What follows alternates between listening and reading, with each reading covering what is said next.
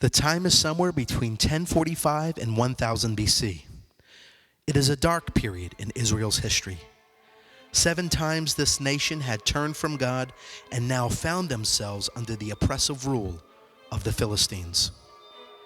Not too far outside of Jerusalem, in the town of Zorah, lived a man named Manoah and his wife. They were visited by an angel that announced to them that even though Manoah's wife was sterile, they were going to have a baby boy.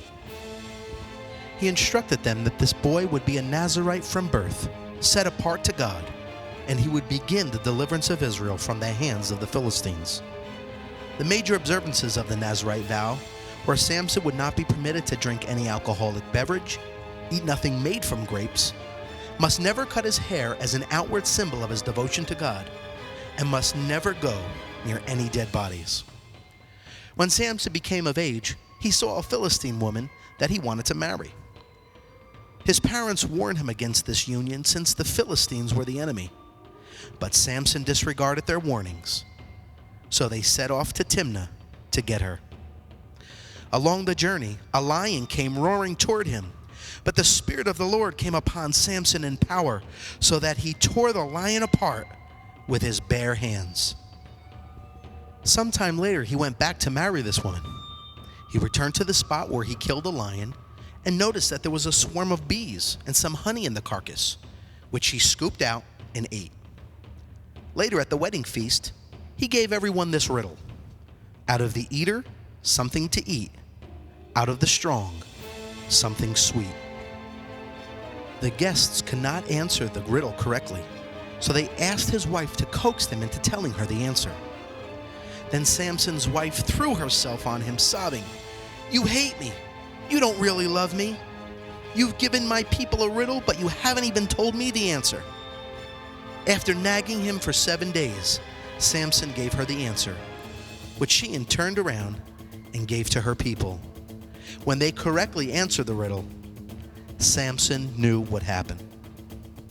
He was so enraged that he killed 30 people and gave their clothes as a reward to those who answered correctly.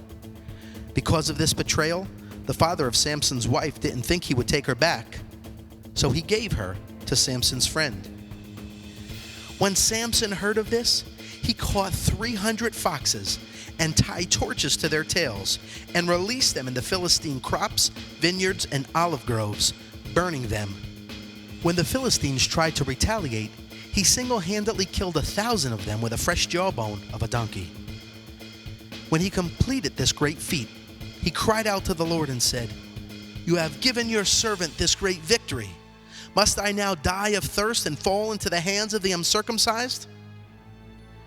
Then God opened up the hollow place, and water came out of it.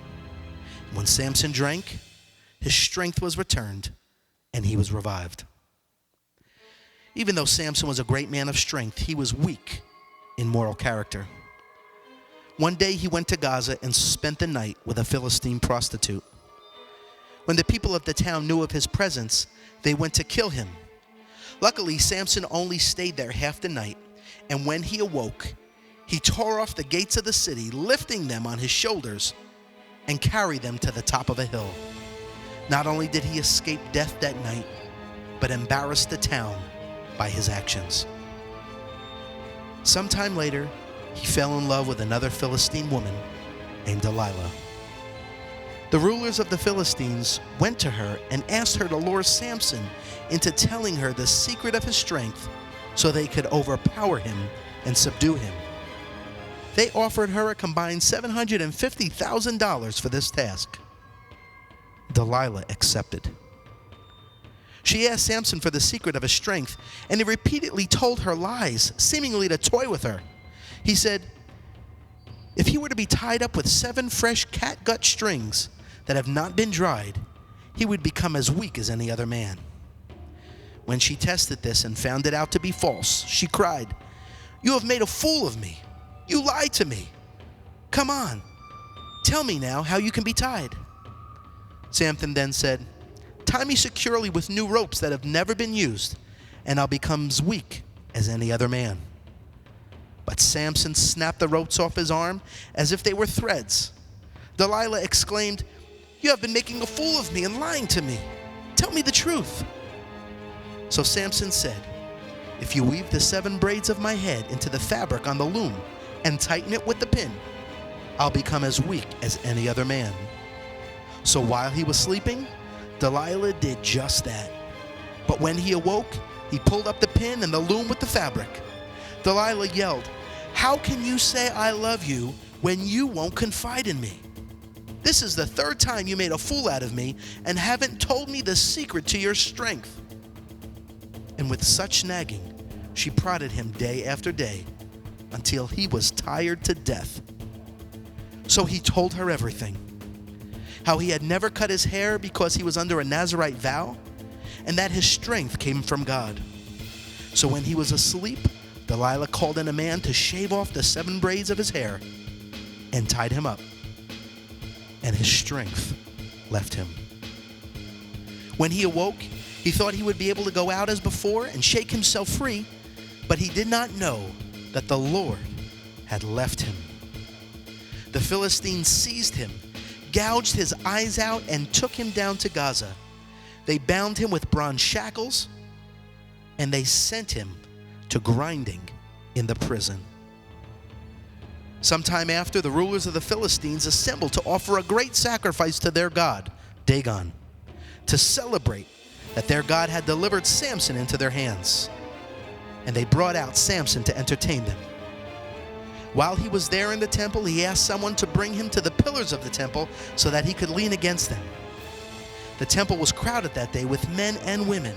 There were about 300 people just on the roof looking on. Samson prayed to the Lord one more time. "Sovereign Lord, remember me. Please, God, strengthen me just once more, and let me with one blow get revenge on the Philistines from my 2 eyes." Then Samson reached toward the 2 central pillars on which the temple stood. Bracing himself against them, his right hand on the one and his left hand on the other, Samson said, "Let me die with the Philistines." Then he pushed with all of his might, and down came the temple on the rulers and all the people in it. And he killed many more when he died than when he lived. Samson led Israel for 20 years. Although he was a man of outward strength, he was weak in his moral character, which ultimately led to his death. Even though he departed from God's best plan for his life, God did use him to begin the deliverance of Israel from the Philistines, just as he promised.